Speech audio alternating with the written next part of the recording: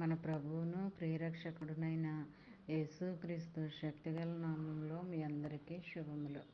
ప్రియమైన దేవుని బిడ్డలారా, మరి ఎలా ఉన్నారో? గతించిన దినమంతా కూడా ఆయన రెక్కల నీడలో మనందరినీ కాపాడి మరొక నూతనమైన దినంలో వారంలో ప్రవేశపెట్టిన విధానాన్ని బట్టి మరొకసారి ఆయనకి వందనాలు చెల్లించుకుంటున్నామండి.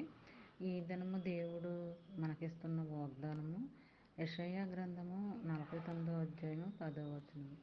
నీటి బొగ్గల యొద్ద వారిని నడిపించును, కాబట్టి వారికి ఆకలైనను దప్పికైనను కలగక ఎండమావులైన ఎండైనను వారికి తగలదు.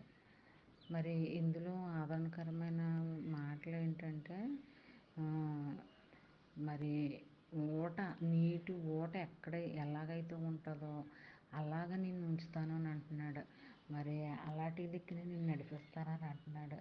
మరి ఆ నీటి ఊట ఉన్నంతకాలము కూడా అది మరి నీకు ఎప్పుడు ఏ ప్రాబ్లమ్స్ రాకుండా నిన్ను కాపాడుతాను, నడిపిస్తాను అని మాటిస్తున్నాడు అనమాట. మరి అలాగా మరి అలా నీటి బొగ్గల యొద్ద నడిపిస్తాను అని మాట ఇచ్చిన తర్వాత ఇందులో మరి ఆకలైనను దప్పికైనను నీకు ఉండదని చెప్తున్నాడు. మరి రానవ్వను నీ దగ్గరికి, మరి కరువు అనేది నీ దగ్గరికి రాదు.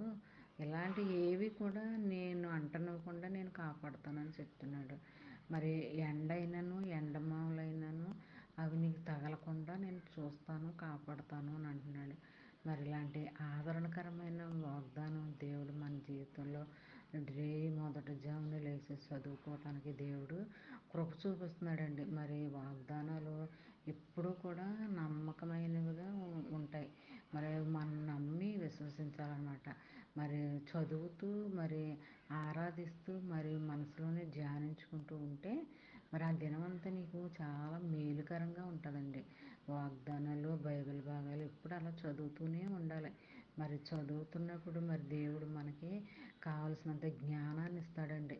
మరి మన బ్రతుకుల్లో మనం ముందుకు ఎలా నడవాలన్నది ఆలోచన జ్ఞానాన్ని మనకి ఇస్తాడనమాట. మరి ఈ వాగ్దానం నీ జీవితంలో, నా జీవితంలో, మనందరి జీవితంలో జరగాలని కోరుకుంటూ, ఆమేన్. God bless.